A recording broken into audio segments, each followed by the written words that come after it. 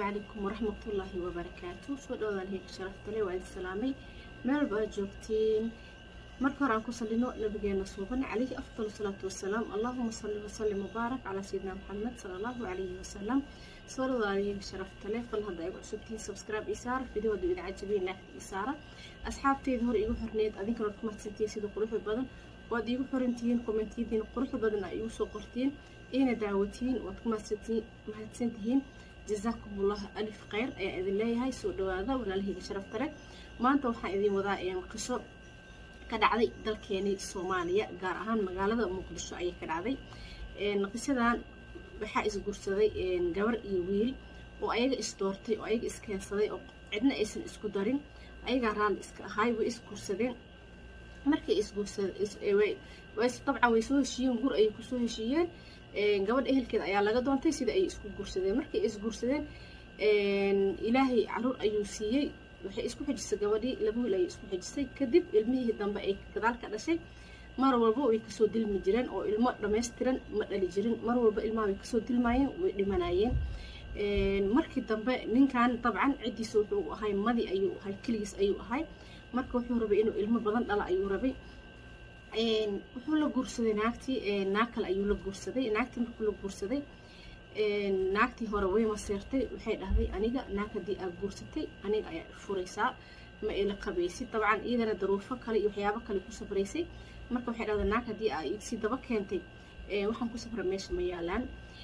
dabcan markii ay maseertay naagtii dhaqan ay diiday wuu iska furay markii uu iska furay wuxuu dhahay guriga ku noqo wixii alaab ah oo ka yaalo adiga qoseeyo ka qaado hana ku fikirin labadan cunug ina iridka ka baxsatid labada cunugna markaas waxay kala jireen 7 sano ilaa 5 sano iyo bar ay kala ahaayeen marka wuxuu dhahay ina cunug iridka ka baxsatid dhan ha ku fikirin markii ay alaabtii soo baxsatay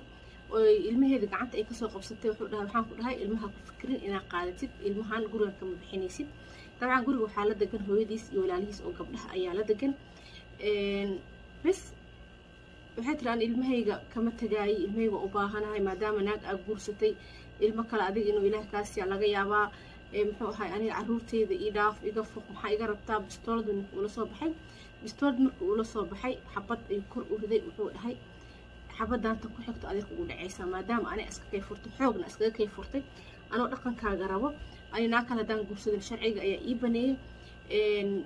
adaa iga qasbatay furiinka hadirtaana adiga ilmahayga qasab igama wadaysid iridkaas ka baxnaa ninka marka aad ay u kacsaneed wuxuu dhahay iridka ka bax bas ilmihii marka maasha allah labada cunug kan weyn ayaa aad u aqli badnaay markuu arkay inuu hooyadiis ay qatar ku jirto xabadna lagu riday dusheeda xabad laga riday aabahiisna muxuu ahay uu xabad la soo baxay ilmaha Soomaali joogan maasha allah aad u aqli badan yihiin wuxuu dhahay hooyo miyaha adigu ma raacino aabahin ayaa la joogaynaa oo iska bax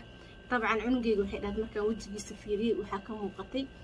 inuu aniga ina xaayay oo uu rabay inaysan waxba isoo gaaraan inuusan rabin saas darteed intuu gacanteeda uga fuqay oo dhinaca aabiis u maray oo wuxuu dhahay hooyo adi iska bax walaalkiisna markuu xagga cunugii weynaa u leexday kii kale uu ka daba leexday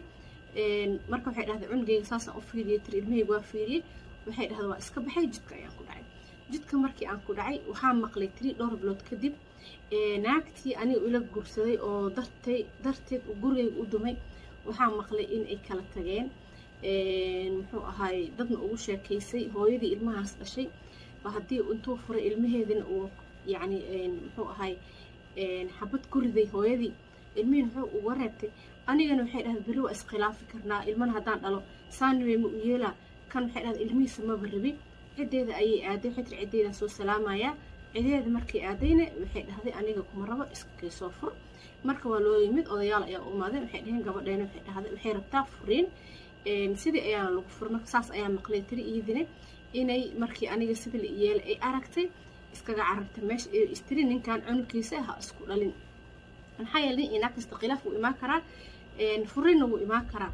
marka waxay ka baqdaybo iyadana saas oo kale xabad loola soo baxo naagtii ninkii way iska furtay ninkii markay iska furtay ninkii muddo ayuu joogay naag kale ma guursanin waxaa maqlay tiri markii dambe inuu baxay oo dhinacaas wadamadaas Afrika uu aaday markuu aaday waa soo baxay dhahday gurigii ayaa imaaday طبعا waxay tiri ilmaheegan waa la ilaaliyaa tiri meel ma aadaano banaan uma baxaano dugsiga waa la geeyaa iskoolka waa la geeyaa waa laga soo wadaa cunuga weyna waxay dhahday aad u aqli badan waxaan laga baxay inuu aniga isoo raadiyo uuna dhumo marka waxay dhahday banaan uma baxaan si kale banaanka uma soo ciyaaraan ilaa inay iskool aadaan iyo dugsi aadaan oo markii ay ka imaadaan laga keenayaba ayaga aysan ka imaanaynin oo laga keenaayo oona la geynayo almuhiim markii aan maqlay inuu aabahood baxay guriga ayaa imaaday waxaan dhahay tiri waxaan u baahanahay ilmihii in la isiiyo maadaama aabahood uu baxay ilmaha eedadood ayaa iga furtay cunugayga weyn ayaa soo cararay weyn ii diiday inuu hab isiiyo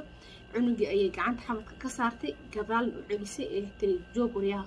meeshaada u noqon waxay dhahday abaa anaga ilmo kuma hayno ilmana kuma siinayno ilmahan ninkii dhalayna wuxuu dhahay ilmahayga haddii iridkaas ka baxaan adinkaa u maqan marka ani cunug kuma sii karo cunugna kuma haayay macsalaamo albaabkii ayayna wejiga iiga xirtay dhahday albaabka markay wejiga iiga xirtay cunugaygii ayaan la hadlay dhahday aan albaabka dhinaciisa dambe aan kala hadlay asna guduhu ku jiraa markaasaan waxaan dhihi tiri hooyo aniga hooyo macaanow aniga ha iga xanaaqinina aniga hadhowdiyaa laydinka dhaadhicinin inaa aniga idin nacay oo idinka tegay anigu idin jeclahay waana rabaa inaa idin korsado laakiin ciddiina ii kiin diiday ogow inaa aniga muxuu ahay aan idinka tegin oo la iraacdeeyey oo markastana la iraacdeynayo waa ujeedaa hooyo cuqdad ha iga qaadin hana ii malaynin inaan aniga idin rabin markaas wuxuu dhahay cunuga hooyo anigu waa ogahay inaa adnagana jeceshahay muxuu ahay eedadana waxay iska dhigaysaa inaa iyada hooyadeed tahay muxuu ahay aniga adiga ayaa dhashay adiga ayaana ku jeclahay haddii muxuu ahay iyada wuxuu yiri hooyadeed muxuu ahay way jeceshuu yiri ani sababtay hooyada iigu diidaysa maxay tahay iyadoo meesha taagan wuxuu dhahay aabay asaga hooyadiis wuu jecel yahay eedadan hooyadeed way jeceshahay wayna muxuu ahay in wax la dhaho hooyadoodna ayaga ma jeclo sababta aniga hooyadii u qashqashaadaan maxay tahay hooyo anaga adiga ayaana dhashay muxuu ahay waxna mana soo gaarayaan adiga muxuu ahay ilmo kale oo walaalo ah noo dhal aabbahan ilmo uu dhalay ma rabno ciddaana ma rabno iska bax anaga nabada ku noolnahay cunuga dabcan markaa wuu weynaaday 9 jir iyo 10 jir meelahaas waaye iyada ciyuu soo ma noqon markii ay maqashay ninka inuu magaalada ka tagay ee uu imaatay si kale kuma imaan karin wuxuu dhahay marka hooyo anaga ilmo aabahan dhalay ma rabno ee ciddaan adiga iska bax muxuu ahay adiga ilmahaada rabnaa ilmo adiga noo dhashidaa rabnaa anaka saas cunugayga markii uu dhahay tir waa iska baxay anigii waana la hadlay cunugayga waa la dardaarmay eedadiisna jacuu ku dhajiyay wuxuu dhahay adiga eedo hooyada waa jeceshahay ani hooyadii maxaa ka rabtaa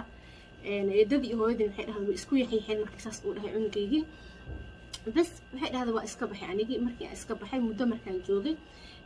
waxay tiri anigu waa iska guursaday hal saac markaan joogo waa iska guursaday ilmo kalentana ayaan dhalay laakiin waxaa dhacday tiri in muxuu ahay ilmahaygii dhaqaajis aniga la iga dhaqaajinayo eedadood oo maqneed yurub jirtay la dhahay ilmahan usoo dacwo saa ku wadi kartid kuwad ilmahan ama anaa soo korsaday dheh ama walaalkayoo dhintayaa dhalay dheh ama waxaa ratid sheeg ilmahan inaa meesha ka wadid waaye oo muxuu meesha adig aad joogtid aageysid maxaa yeelay ninkan asaga gabdho la dhashtay wiil lama dhalanin marka ilmahan aaday marka u rabeen inaysan gacantooda ka bixin marka cunug horta ayaga ha u ahaadaan eedayaal ha u ahaadaan laakiin hooyadii dhashay cid liiska ka tirtiri karta mal ayaga inay ka tirtiraanay rabaan ilmahan ayaga keligood ay siiyaan laakiin cunug hooyadiis ma iloobayo waxa adiga hadda cunuga hooyadiis wax kasta ku samaysidna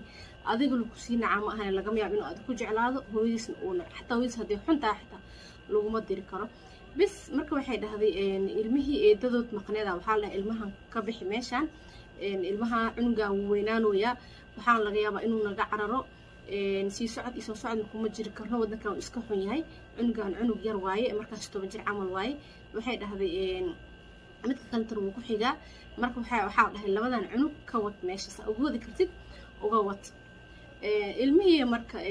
eedadii leen usoo dhamaysay adiga markaas waqtigaas 10 sano ka hor waaye sidii ku wadayba adiga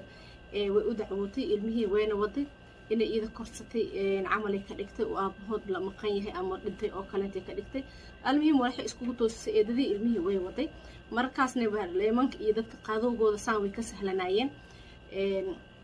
anaa korsada iyo waxaas ilmaha waqti lagu wadi jiray ayaa jirto wadamada qaarkood xitaa ay ogolaayeen ilaa hadda xitaa ay ogol yihiin oo maleynaa almuhiim eedadii markii ilmihii ay wadatay cunugii markii 2 sano meesha joogeen oo cunugii afka fahmay oo magaalada uu fahmay markii laga dhaadhiciyo ilmaha in aabahoodna la yahay hooyadoodna ay soo tuurtay maalmaha kamid ah cunugii iskoolka markay aadeen asag iyo walaalkiis waxay dhaheen anaga aabaheena ma lalao hooyadeena lama soo tuurin aabaheena wuu joogaa hooyadeena xoog ayaana looga qaatay aabaheen ayaa xoog nooga qaatay iyo eedooyinkeen naagtan haddana haysato waa eedadeen anaga muxuu ahaay dadka xooga nagu haystay ka mid tahay anaga hooyadeena rabnaa mana rabno eedooyinkeen aabaheena ma rabno aabaheen hooyadeen ayuu wuxuu u qaatay bistoolad u qaatay uu dili gaaray dabcan waan taqaani dadkan wadamadan Yurub ilmaha hadalkooda in la tixgeliyo waxyaabaha qaarkood qolqal gelinayo naftooda ama bistoolad waxa saday maqlaan waa ogtihiin oo ilmaha xaqooda aad ugu jaban yihiin marka markii la dhahay hooyadeen xoogan looga qaatay hooyadeen bistoolad ayaa loola soo baxay aabaheen wuu nool yahay waxaan sheegay dhanna been waaye islaantii waa loo wacay waxa la cunugan wuxuu sheegay maxay tahay dabcan horta ilmaha yaryarka waxay dadku waxay dhahaan ilmo been ma sheegaano ilmo been way sheegaan laakiin nabiyo ma yaqaan ilmaha waxaysan aqoonna waxay tahay si dad waaweyn ay u nabaan oo hadal intay u fabrikeeyaan oo hadda sheekada had cunugan uu dhahay oo kale anaga aabaheen uu nool yahay lama weysana aabaheen hooyadeen nama tuurin eedooyinkeen saanayna yeelata waxyaabahaas oo kale ma soo alifi karaan ilmo oo dad nabiyo waa taas oo kale nabiyada ma yaqaaniin laakiin ilmo been way sheegaan ilmaha marka been ma sheegin oo dadka waxay dhahaan ilmo way ilmo been ma sheegaan ilmaha yarka waa aragteen marka cunug wax ka haleeyo oo dhahdiya halay cunug kale intuu ku nawaaya marka taas amal ay agtooda been ma ah isdifaacitaan ay ka tahay laakiin ilmaha wax aysan aqoonna waxay tahay inay sheeko dhan soo alifaan oo dad ay nabaan ma yaqaanin ilmaha taas bas ilmaha warkooda yaa la tixgeliyay oo eedadii la weydiiyay eedadii maxaa dhahay isku dayin ilmo muxuu ahay nabiyo ma yaqaaniino cunugan wuxuu sheegay in run waaye hooyadiis aaway aabihiis aaway horta aabihiis ayaga waxay dhaheen anaga aabeen ma rabno hooyadeena rabnaa eedadii waxay dhaheen la weydiiyay kadibna way qeeratay oo waxay qarisay maba hayso labada cunuga la wareysta isku siiyeen u hadleen kadib islaantii gabadha eedada u ahayd ilmaha haysay waxay dhaheen anaga ma rabno inaan la noolaano ma rabno hooyadeena anaga si xun yeeleen hooyadeena muxuu ahay xoog nooga qaateen anaga man rabno hooyadeena rabnaa eedadana maba la joogayna eedadana maxaa loogu soo dhiibay inay iid hayso hooyadad lagala cararaay cararka awgeed inay iid hayso bas sidiyaa marka ilmihii eedadii loogala wareegay hooyadoodna loogu keenay hooyadood hal loo keenay maba xumo maxaa loo keenay hooyadood iyo ilmo ee dhashay aa loo keenay ya hooyadood iyo ilmihii ee dhashay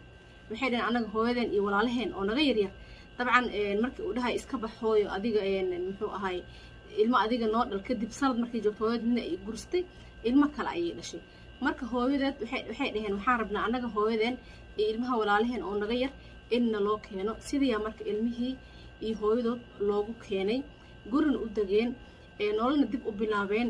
eedooyinkana jac ku dhigtay waxaana kaaga sii darna xataa ilmihii markii hooyadood iyo walaalahood loo keenay waxaa la hooyadii waxay usii dacwootay ninkeeda ayay usii dacwootay ninkeeda ayay keensatay Yurubtii ayay ilmo kale ku sii dhashay ciidan marka yaa qasaare qabo ayaga qasaare qabo ya ilmaha intay la carraayeen intay Yurub geeyeen ilmihii ilaahay wuxuu ka yirsi anaga habarteena rabnaa hooyada ilaahay wuxuu u qadaray iyadii iyo ilmaheedii iyo ninkeedii inay meesha ku noolaadaan ciidaas ma u qurto inay Yurub geeyaan ciidaas oo ilmahooda aragtida u diiday ma Yurub ma sheegtay meel u dhow xataa geelahay marka ilnaagtii saasa ilaahay ugu nimceeyay sabarkeeda ayaan ku dhashay ay ku heshay aan dhahay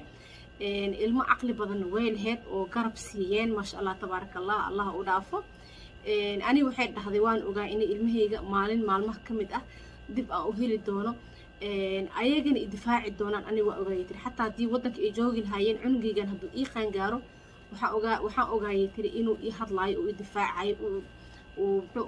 dhihi lahay aniga hooyadayaan rabo xoog iguma lihiin xataa aabiis inuu hor istaagi lahaayaan ogahay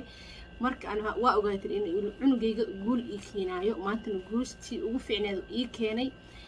meel aan tagi lahayn ugu igeeyay ciil ayagana kii ugu xumaaya haayo marka waxay dhahdeen ilmaha xataa isma xariiriyay ilmaha xataa weynaceen maadaama aan ilmaha i keenin aan Yurub ilmaha weynaceen marka asxaabtay sharafta qisadaas qurux badan rabay inay la wadaago maanta ilmo horta iyo waalidkood lama kala qariyo hadii si kasta la isku dagaalo hooyadan in ilmaha ninka ka qariso aabood u diido ma ahan aabaha inuu hooyada ilmaha u diido ma ahan ilmaha waxa waaye waa qayb adiga ka mid ah iyo qayb iyada ka mid ah waaye oo xataa fiiri ilmaha marka adiga aad waalid u diidid hadduu weynaado qaara xataa waxaa la dhahaa hooyada way dhimataa la dhahaa markuu weynaado wuxuu ogaanaa inuu hooyadii dhimatay ama inuu aabihii inuu nool yahay aan ama hooyadii ay nooshahay uu soo ogaanaa cunugii markuu soo ogaado aabihii ama hooyadii halahaas xaqiiqada ka qarinayo oo beenta u sheegayo oo beenta kusoo korinayo matalan haddii hooyada dhahdo aabaha wuu dhintay hooyadiis uqdada uu ka qaado waa u dhamaatay saasoo kale aabaha haddana haddii uu dhaho hooyada way dhimatay uu markuu ogaado maxaa yeelay qofka yar adi beri wuu weynaana qof sidiis u yaraanaya ma jirto wax yaraanaya ma jiro markuu weynaado oo uu ogaado inuu hooyadiis cunugaa noosha aabahana ka qariyay oo way dhimatay dhahay ama way ku tuurta dhahay wuxuu naca uqdadu kaa qaada markuu hooyadiis soo helo oo xaqiiqada ogaado uqdadu kaa qaada aslan cunugan waxaa waaye intan wuu u damqanaa intan wuu u damqanaa labada qaybba waa laga abuuray hal qayb keligeed lagama abuurin marka aad cunuga inta asleeda isjeclaysii qaybtaas kale inta riix intaas dhehaysid adigu ku naca biri asna uqdada ku beeree ficiisna waa ka reebaysaa weligiisna cunug gooni u ahaanaa oo tun ku taagan tahay marka waxaa fiican farxad lagu koriyo xataa haddii si kasta laysku dagaalo waxaa fiican inaa ilmaha la tusinin in la ceb yahay maxaa yeelay ilmaha waxa waaye adna waa kuu damqanaa aabahana u damqanayaan hooyadana u damqanayaan marka waxaa fiican dhib kastoo dhexdiina yaalo inaa ilmihiina ku iloodiin asxaabtii sharafta le qisaas ayaan kugu talagalay